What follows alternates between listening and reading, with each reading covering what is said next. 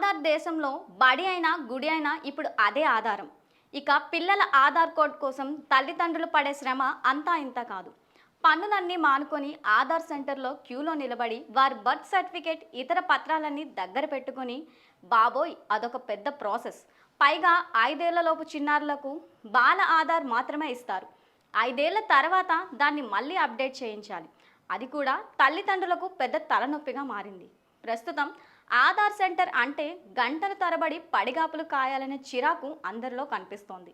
ఈ సమస్యను పరిష్కరించేందుకు యుఐడిఏఐ కీలక నిర్ణయం తీసుకున్నట్లు తెలుస్తోంది.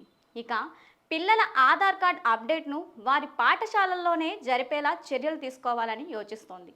దేశంలో దాదాపు 7 కోట్ల మందికి పైగా పిల్లలు తమ వేలిముద్రలను ఆధార్ కార్డ్ కోసం ఇవ్వాల్సి ఉండడంతో వాటి సేకరణకు పాఠశాలలకే బయోమెట్రిక్ యంత్రాలను పంపించాలని భావిస్తోంది. మరో నెలలో ఇది కార్యరూపం దాల్చనుంది. దశల వారీగా దీన్ని విస్తరించినట్లు సమాచారం.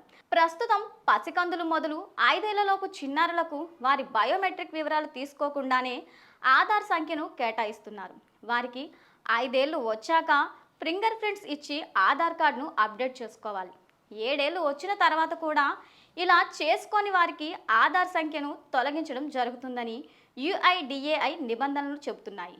అయితే 5 నుంచి 7 ఏళ్ల మధ్యనైతే ఉచితంగా, ఆ తరువాత ₹100 రుసుముతో ఆధార్ కార్డు అప్డేట్ చేస్తారు. పాఠశాలల్లో ప్రవేశాలు, ప్రవేశ పరీక్షలకు నమోదు, ఉపకార వేతనలు పొందడం, ప్రత్యక్ష నగదు బదిలీ పథకాలు వంటి వాటికి బయోమెట్రిక్ అప్డేట్తో ఉన్న ఆధార్ అవసరం కావడంతో పాఠశాలలకు వెళ్లి పిల్లల నుంచి బయోమెట్రిక్ సేకరించి ప్రణాళికలతో ఉన్నామని యుఐడిఏఐ సిఇఓ భువనేశ్వర్ కుమార్ తెలిపారు.